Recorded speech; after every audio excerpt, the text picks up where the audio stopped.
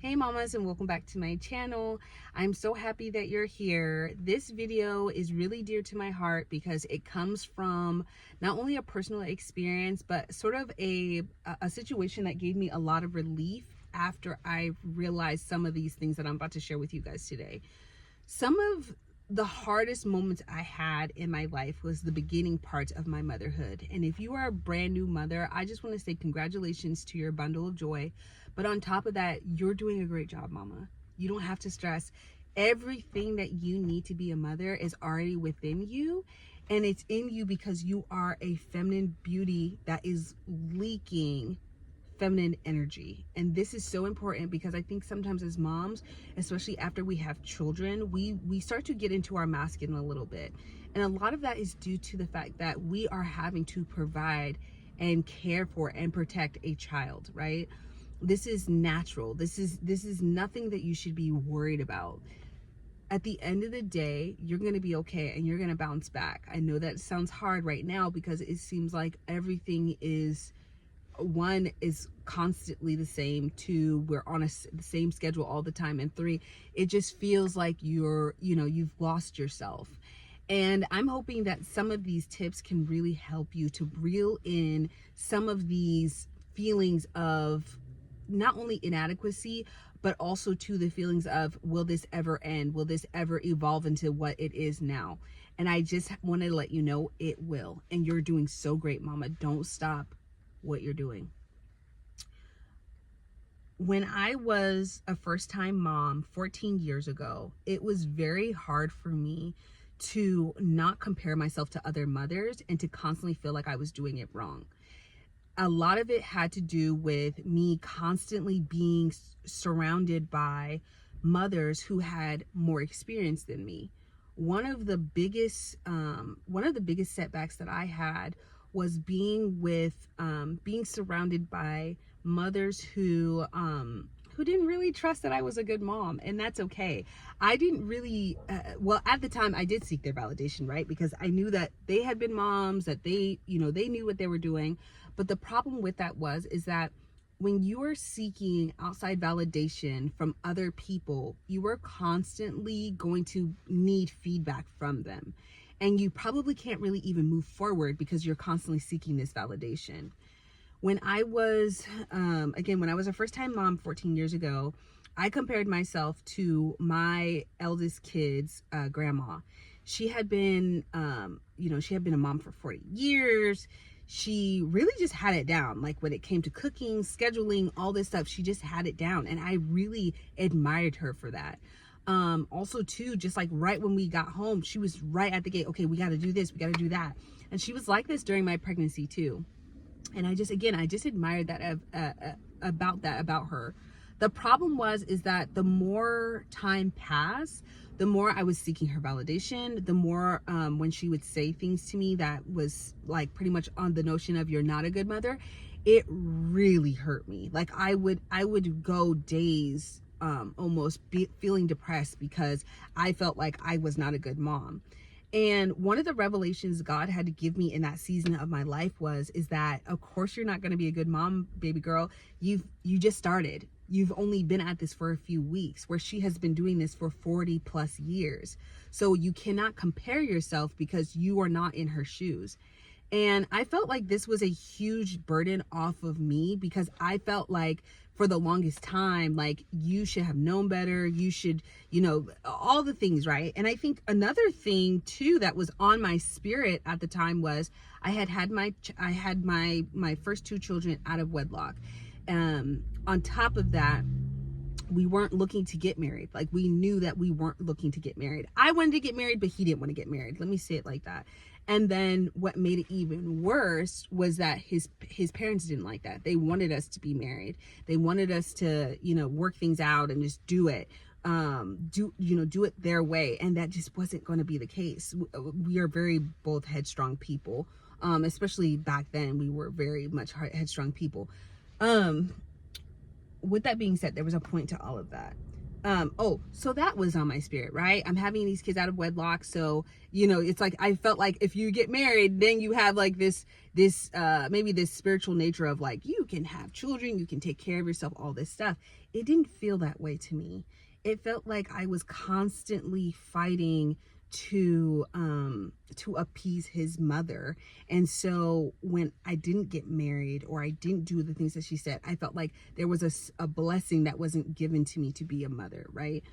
On top of that, I never wanted to have children. So when I did have my son, it was a surprise, but on top of that, I never wanted to have kids. So now there's all of these thought processes of you never wanted to have kids, you're having a child, you're not prepared, you don't have the right books, the right, you know, you're not right. Well, back then they didn't really have content about it, but you don't really have what's needed to provide and protect for this child, right? And one of the things that happens when we do become mothers and we do we do have children is we are placed in this masculine energy, and it's not intentional. A lot of it is due to the fact that one, you have to get stuff set up, right? If I was married, yes, I would have in my mindset, I'm going to be provided for and I'm going to be protected. So having this child, I would have that same mindset. I'm going to be provided for and I'm going to be protected. And I truly believe this is why God sets things up so that we have these secure mindsets, not just for ourselves, but for this child that we're about to bring into this world, right?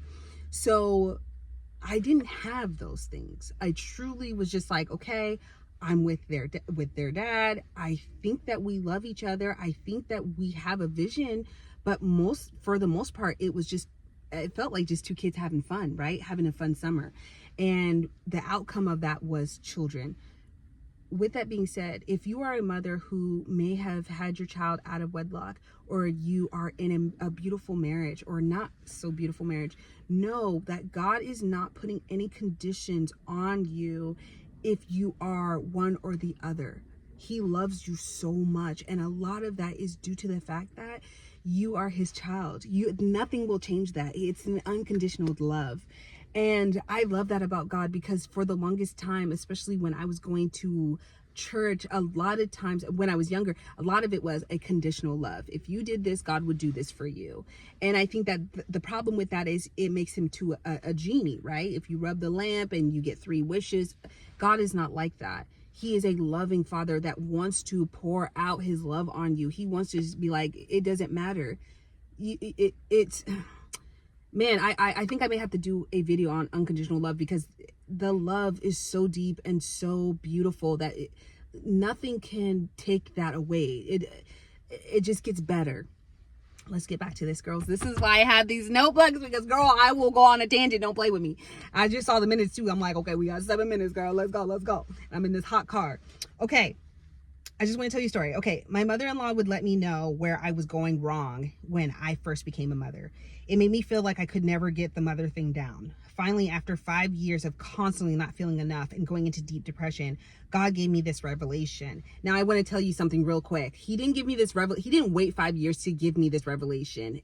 I went seeking a revelation after 5 years of being constantly feeling like not enough, right? And I just want you guys to know, God literally will give revelations within 48 hours. Please don't wait 5 years to get a revelation from God. Okay, back to the story. After 5 years, I got this revelation.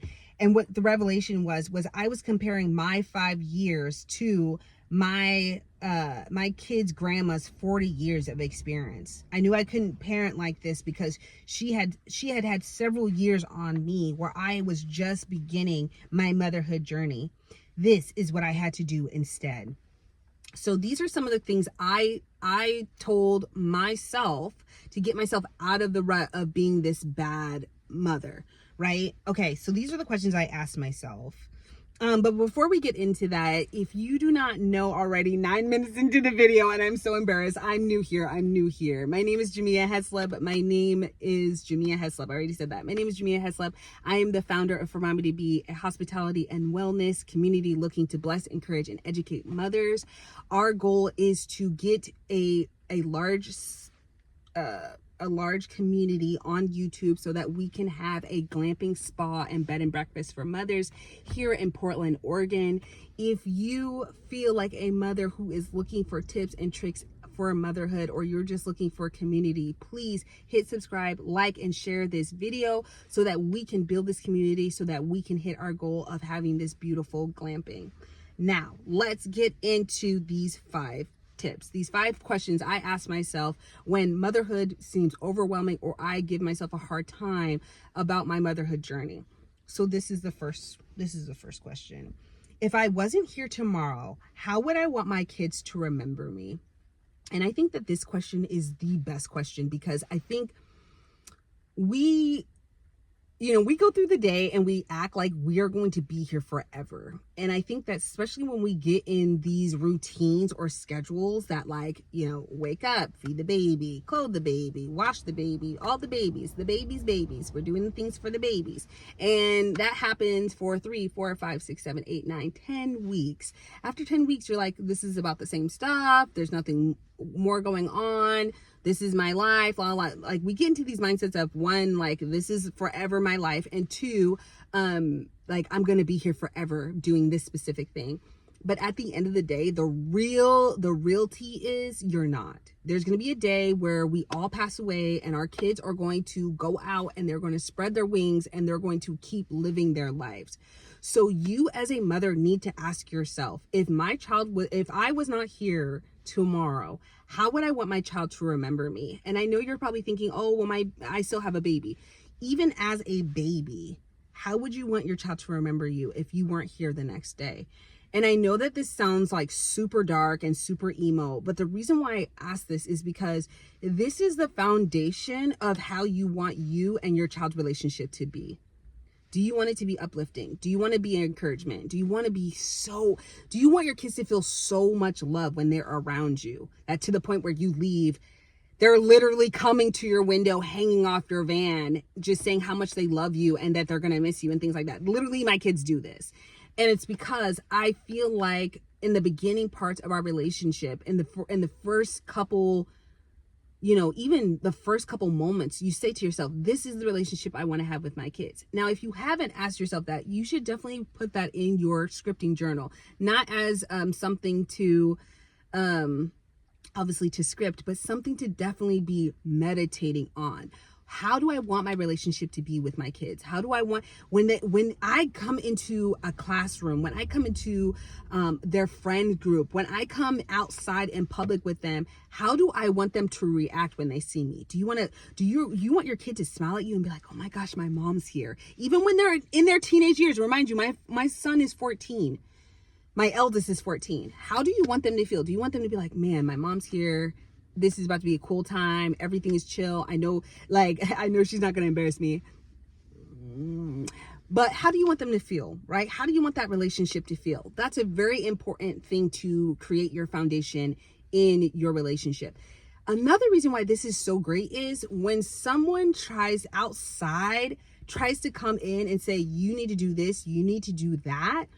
If it doesn't benefit the relationship that you guys are building, or if you guys have something already going on that's great for you, why are you listening to this outside source? Or do you need to listen to this outside source, right? Because sometimes God will bring people into your life to tell you something and you have to consider it, right?